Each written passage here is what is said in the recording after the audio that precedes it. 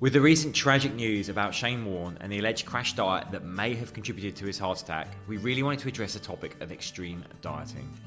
Put simply, at midlife, you're playing Russian roulette with your health if you continue to crash diet. Crash diets may work for the very short term, but the stress they put on your body is incredibly dangerous.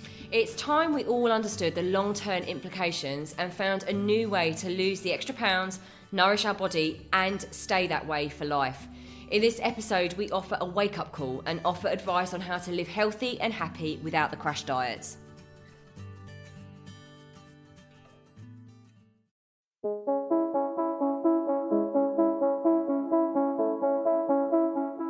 Hi, I'm James Davis. And I'm Claire Davis. We're the Midlife Mentors, here to lift the lid on how to achieve health and happiness. The balanced, no-nonsense way.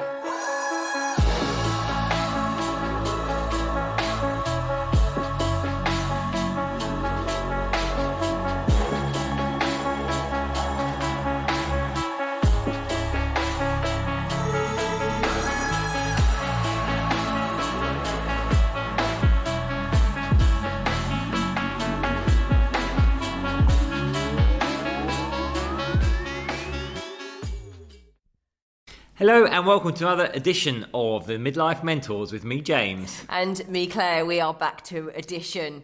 We're not an episode anymore. James I thought decided I'd change it up this morning. It's either an edition or an episode. We just never know what we're going to get with James. So welcome to another edition. Listen, it's been a funny couple of weeks, hasn't it, Claire? It feels like ages since we did the last podcast. Well, we had your flying solo one last week, all around course we testosterone, did. which was amazing.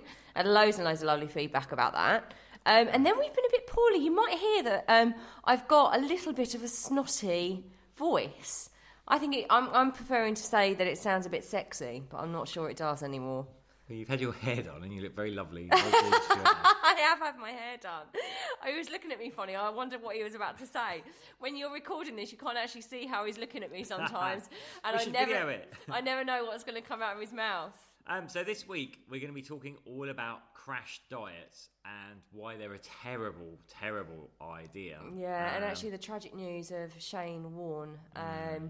Still, I mean, it's only allegedly been out in the press, but allegedly he'd been on an extreme diet, kind of wanting to shed some pounds, and it might have contributed to his very, very early death. I mean, it was only, how old was he? 52. 52. Absolutely shocking. What a lovely man as well. Yeah. So we'll do that. But first, to update you, I think this is going to be our final podcast from Marbella, isn't it, Claire? Because we're travelling back. Yes. We are preparing for the epic journey. Well, for most people, it's not an epic journey, is it? They're like, oh, I've got a 2-hour flight back to the UK. But for us, with our fur baby Lola, we've got to pack up the house, pack the car, drive across the entirety of Spain, get the ferry for 26 hours. From Santander. Well, it's not as long as last time. Last time was 2 days on the ferry, which we just don't mind. It was great. It was really fun. It's really fun. But we've been here 4.5 months now in Marbs, but really looking forward to getting back to London, actually, I have to say. Really, really excited about it. I mean, we love being in the sunshine here, although it hasn't been that sunny this winter, I have to say. But we just love London. I had one of my clients say to me the other day, why do you love London so much? I was like, there's just so much to do, and it's in my blood, and there's so much history and so much culture, so much variation. So looking forward to being a bit of a culture vulture when we get back. We are. And we've got very exciting news. Drum roll. The award. We have won another award. So I think that is now 9 awards since 2019, which is awesome, and we're very grateful for those. But amazing. This one is the Prestige Awards, and we won Online Coaching Service of the Year. And they gave us really amazing feedback. Actually, they're saying they'd seen. I think we entered this one actually. Their judges just go off and look at people, and we get the feedback from the judges, and they basically said that. This is an area that it exploded during lockdown. Obviously, lots of people decided they were going to turn their hand to virtual coaching, online coaching, or just to be a coach if they stopped doing whatever else it was they were doing. They said they had lots of people they looked at, but actually once they scratched the surface, many of them, their offering wasn't that good. They weren't really backed with qualifications. They weren't backed by science. And they found that us were really strong. And they're also really impressed with how we've kept going, built a community around us, made information accessible over the last year plus. So it was really nice to hear that, not just to be like, oh, you've got an award, but the reasoning for it. So that was really lovely. So yeah, we're online coaching service of the year by the Prestige Awards, which is amazing. I know, but I didn't realise. James is one of the arrows that James fires off. He's a Sagittarius, so he fires off lots of arrows. And it's one of the arrows that he fired off, and actually didn't realise how big they are. They've got them all over the world. Yeah. I think we're being invited to an event in the summertime. Does that mean I have to get out of Lycra? Do I have to actually get dressed up? I don't like it. I don't like wearing heels. I only like wearing wedges. Wedges as far as I go. So, of course, if you are listening to this and you haven't discovered our coaching services yet, why not get in touch with us, drop us a line? Because, we do get amazing results for our clients time and time again, because we come from the whole aspect of, behaviour coaching and belief change. It's not just about, movement and nutrition. That's a big part of it. But it's about, shifting those limiting beliefs. And, we have won multiple awards for our work now. So yeah, and it's funny, actually, that people say scratching behind the surface of coaches, even more so now. I mean, I'm finding social media quite unbearable at the moment. I just keep getting bombarded with all these ads and all these emails. Oh, I'm a coach. I can help you do this. I can help you do that. And, you actually look behind the surface at what qualifications they've got and what kind of business they've got. And they're not even qualified to be talking about this sort of stuff. And it's all smoke. It's all smoke and mirrors. I was saying this to a friend the other day. So many people say, oh, I'm this coach, I'm that coach, and I'm this coach. I'm like, what experience do you have? What qualifications do you have to be going out in the world and fooling people to part with their money, time, energy, and money when you haven't actually figured this out yourself? Like, this is something you haven't even figured out yourself. It's one of my bugbears. So you just literally caught on something then that I wanted to have a rant about. Thanks. The rant. And we're going to move on to a rant now, which is the rant around crash diets.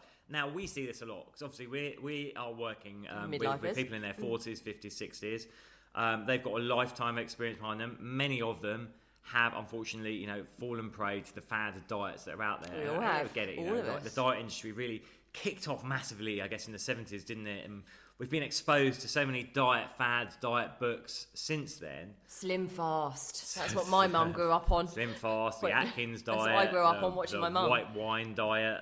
I don't know. There's been so many.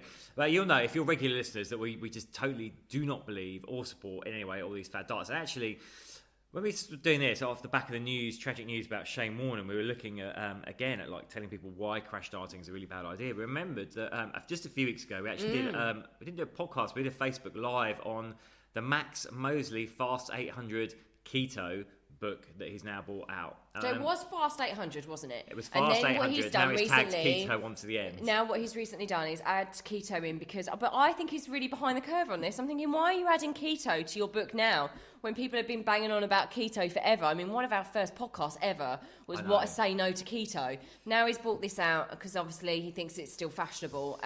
Literally cannot stand this diet. Absolutely, literally cannot stand it. It's really bad. So we did a whole live on why this diet was so bad. We're going to cover some of the reasons why it's so bad. But also get this, right? That book that he brought out a book a year ago, the Fast 800.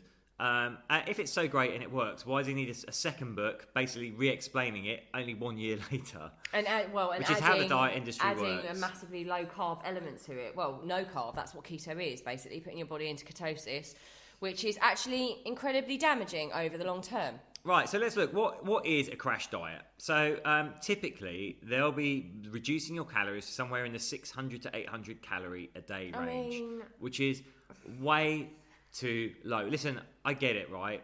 I get it. You don't like what you see in the mirror.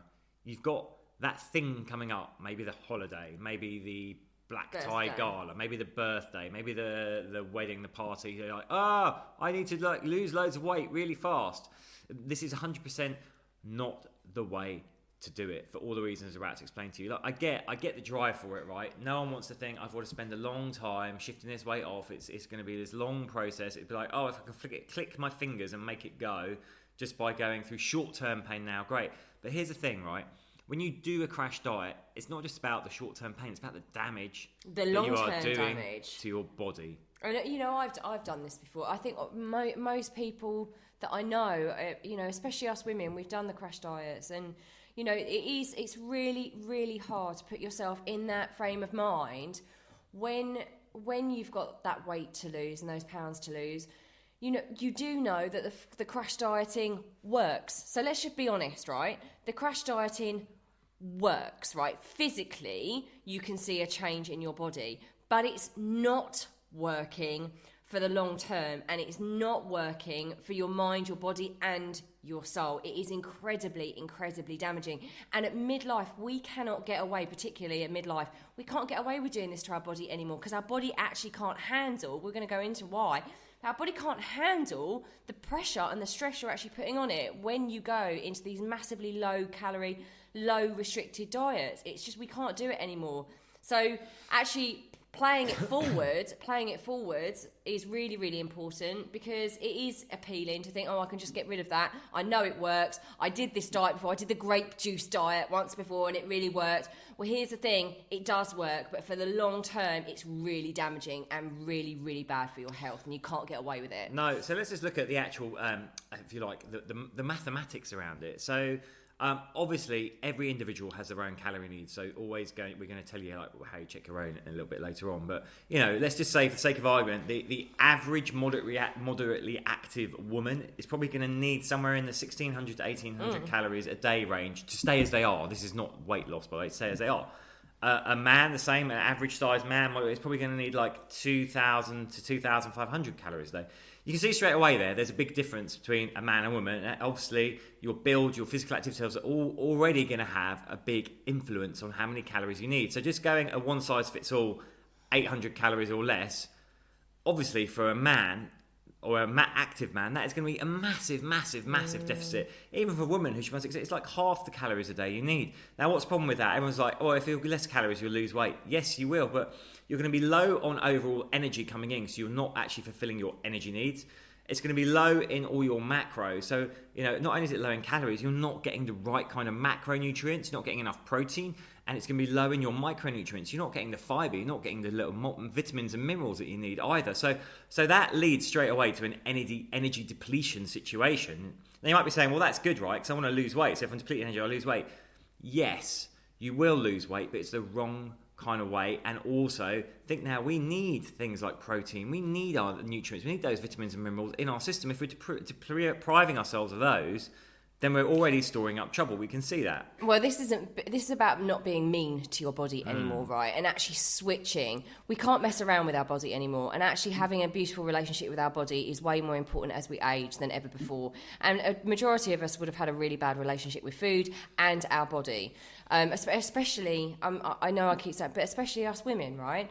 And now it's about actually understanding what's really going on underneath the bonnet. It's not just about what you're getting to look like in that slinky dress for that gala. It's about maintaining a healthy way of living so that you can have a happy, fulfilled life for longer. And all these crash diets are actually just going to mitigate that for some of the other reasons that we're going to talk about in a second. But one of the things I would say as well, when you lose weight too fast, you're going to lose muscle mass. Well, let's jump on that fact. Okay, everyone's obsessed with this metric of weight, right, Claire? It's the wrong metric. Yes, if we're overweight, overwhelming our weight down, but actually, when we're talking about weight, all everyone really wants to bring down is their body fat. No one's like, oh, I need to carry less muscle. It's fat you want to be rid of. So, and as Claire was about to say there, when we go on a super low calorie diet. Yeah, and also the muscle is what makes us look leaner. It's actually when we've got more muscle, when we just drop weight, our body shape a lot of the time doesn't really change very much. I mean, I was really, I used to see this all the time. I used to do loads of cardio and actually wonder why my body shape didn't change. But we want muscle. We need muscle in order to look different, to look sexier in that dress, to look more defined.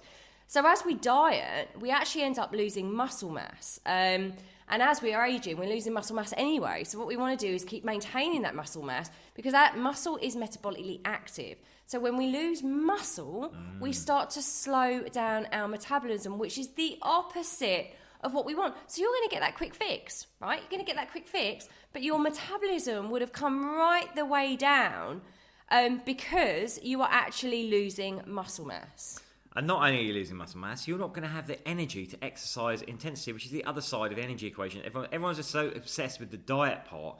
But listen, a healthy approach to losing body fat is reducing the amount you're putting in and moving more. But if you're going to such a big deficit, you won't have the energy. So let's recap. You're losing your muscle mass. Your muscles are breaking down to fuel the body. Basically, our bodies run off glucose and glycogen energy or fat energy. We switch between the two. But if there isn't enough glucose and glycogen, not only will we start to burn fat, we'll start to break down other tissues as well, like muscles and internal organs, which we'll come on to in a moment. Oh my goodness. And well, this potentially is what they are saying might have happened to Shane. Yeah.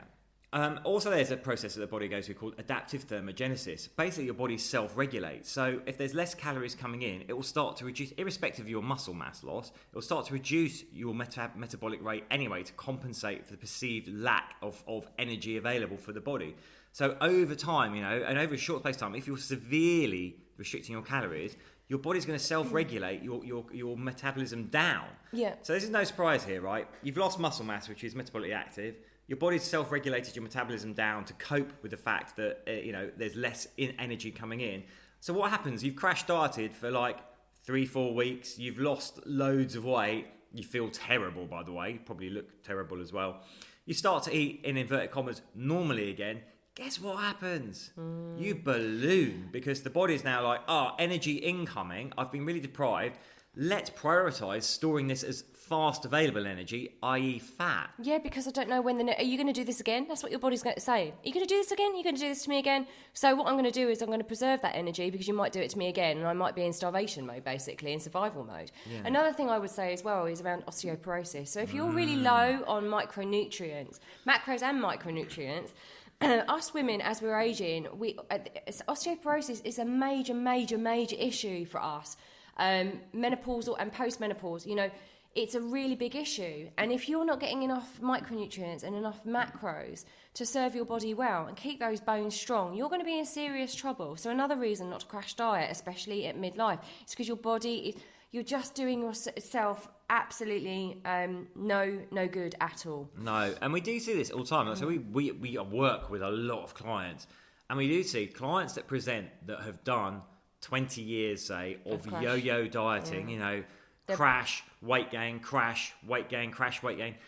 It's not undoable, but it generally takes them so much longer to get the results they're looking for because their metabolism just doesn't seem to know if it's coming or going. Well, also they've weakened their immune system. So let's not just think about this. We're weakening our immune system, we're weakening our bone density, we're weakening our body. And sometimes, we will see clients, little cough, we will also see clients that, might actually be coming to us with more injury. Yeah. And again, you can't just deny that could also be part of their crash dieting. They're coming with injuries, and it, like James said, it's not undoable, but people need to be patient and completely switch their mind. This is why we always say about behaviour change and mindset change and actually starting to look at your body in a very different way and start nurturing and nourishing your body, because that's what nutrition is. It's about nourishment. It's not about starvation. Exactly. So we covered there kind of like a lot of the physical aspects, but like what about the actual, what's going on inside? So this is the most important thing. There is evidence that extreme weight loss is dangerous for those with existing heart conditions. So Oxford University did a study in 2018, and they had obese subjects on a 600 to 800 calorie a day diet. No surprise, they noticed in the first week the subjects lost significant total body fat, they improved their insulin sensitivity, they lowered cholesterol and blood pressure. But here's the surprising fact, their heart fat content shot up 44% in 7 days, leading to a deterioration in heart function. Basically, it's putting such a massive stress on the body. What's happening is, with that amount of calorie restrictions, your body starts breaking down other tissues, i.e. muscles, i.e. heart tissue, i.e. liver tissue, and fat moves around the body. So it's like moving to the organs instead, obviously increasing your risk of complications there. Yeah, and also let's not ignore the gut. Right, mm-hmm. So our gut is termed as our second brain. There's a huge link. We've got most of our serotonin in our gut, our neurotransmitters. So there's a huge link between how we feel ourselves and how we feel, right? So not only are you crash dieting, making yourself miserable, your gut's feeling that as well. Your gut is feeling that, but it also really upsets the gut biomes as well in the body. And constantly crash dieting, you have absolutely no idea what you're doing to your gut. You're massively inflaming it. And leading things to IBS. I mean, I know that I did that to myself when I was always crash dieting. Constipation as well as really common side constipation. really bloated, so lots of wind, lots of, really, really uncomfortable, and IBS, because I was creating so much stress on the body. And also I wasn't eating for hours and hours and hours and hours on end. So again, you're creating all this kind of, these digestive issues within yourself. Again, we don't want that. My goodness. It's crazy. I mean, I'm so glad and so relieved that for me, understanding what was really, really going on within my body, and even the things that James have just said, right? The stress you're putting on your body and your major organs. I'm so glad that in the end, I had a bit of kind of a sense check about what was really going on the inside. I might have felt like I looked absolutely horrendous. I know that looking back now. I looked at a photo the other day, didn't I, James, of what I looked like. No, my goodness, just so skinny. And I didn't look good, but, what I didn't know was what I was doing internally to myself. No, and this is what's going on, right? So, the internal organs, your gut biomes, also your cognition, right? If you've ever crash dieted, you might find you have trouble focusing, thinking. Again, our brains run off carbohydrate energy, and if they're severely restricted, because overall restricting everything, all that can suffer as well, cognition.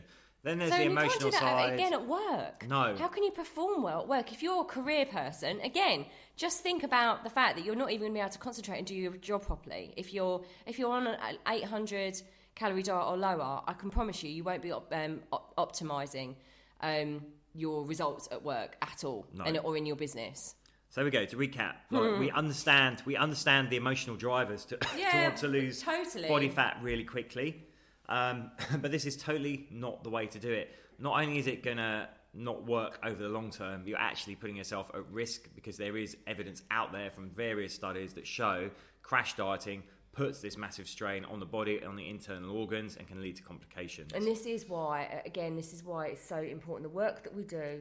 It is beautiful work, because it actually starts looking at the root cause of the relationship you have with your food and your body as well. So it's so much about mindset and behaviour change, and actually supporting those people and actually understanding them and making them feel not alone. Because so many of us, I say a majority of us, have slightly icky relationship with food at some point. So how should you lose your body fat? How should you do it? If you're not going to crash mindset.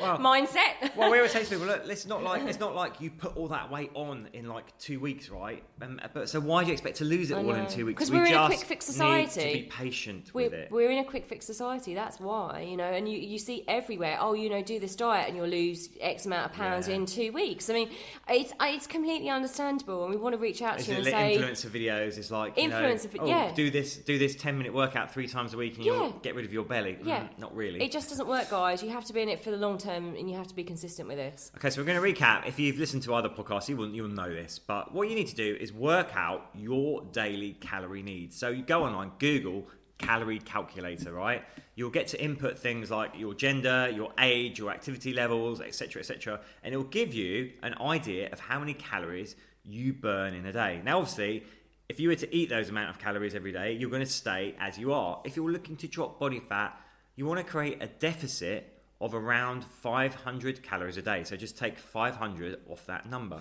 And people are going to go, oh my goodness, 500's loads. 500's loads. I can't eat 500 calories less. But it's not. Remember, it's not. There are two sides to the energy equation. There's the input and the output. So what we suggest you do, because of all the amazing benefits of exercise, is... move your butt. Yeah, move your butt. Look to reduce your calories by 250, 300 coming in every day, and then just move for another 250, 300. There you go. That's a 500, 600 calorie deficit. Easily done. That should lead for most people to around 1 to 2 pounds of fat loss per week. Don't just do the diet. Guys, please start moving your body. The health benefits, the mental benefits as well of moving your body. Just get outside. Now, if you're in your 40s, 50s or 60s and you see what you're thinking, I want to lose weight, I want to do this. So that is how you do it. Create that kind of deficit. Now, for the exercise component, we always say do what you love. Don't underestimate what we call non-exercise activity thermogenesis, i.e. moving around non-exercise. But you must resistance train. Here's the thing. At midlife, we're losing our muscle mass anyway. Our bones are getting less dense anyway. Resistance training helps preserve your muscle mass, so helps keep your metabolic rate high, makes you look better, and it helps preserve your bone density, and it's empowering. And there's lots of studies will show it really helps with your brain health as well. So that's what you should be doing, mixing up Small amounts of intense cardio, small amounts of resistance training, adequate recovery, creating that deficit. Go lower carb. And higher protein. So the lovely lady that did my hair yesterday here in Marbella, I was giving her lots of advice. She's a midlifer. And I was giving her loads and loads of advice. So much so that when she cut my hair a few weeks ago, she actually gave me a free haircut. Amazing. She was like, the advice was so amazing. So anyway, in a few weeks, she actually hasn't, because she can't exercise at the moment. So she's been for walks and everything, but as she hasn't done some of the other stuff that I prescribed, like the HIIT and the resistance training, just because she actually can't physically at the moment. But guess what she's done? She's looked at her diet. She's cut out highly processed foods. She's gone a little bit lower carb, but the thing that she said is, I'm eating loads more protein, I'm feeling fuller for longer, so I'm not picking at, bits and pieces during my main meals. She looks unbelievable. This was only about 5 weeks ago that I gave her these hits, and I gave her kind of like some advice and some of the stuff that we take people through on the Midlife Method, and yeah, amazing. So there we are, just some of these things. You don't feel overwhelmed. You don't have to go, hell for leather on all of these things. One thing is, just stop crash dieting, midlifers. All of you, but midlifers especially. You are really playing Russian roulette with your health, massively. Yeah. So there we are. We hope you found that useful. As always, we'd love it if you could share, leave us a lovely review. And if you feel you'd like some help with behaviour change, belief change, coaching, reach out to us. We're here for you. Absolutely. And we will be recording this probably from London. Next time. Bon voyage. Wish us luck, won't you? We're sending you lots and lots and lots of love. And like James said, do reach out to us if you ever have a topic also that you want us to talk about and dive into more, and think, I'd love them to answer that question on a podcast. Please do. Please reach out to us. So we are team@themidlifementors.com. Just pop us a little message and we'd love to hear from you. And we're sending you so much love. You take care. Take care, bye. Mwah.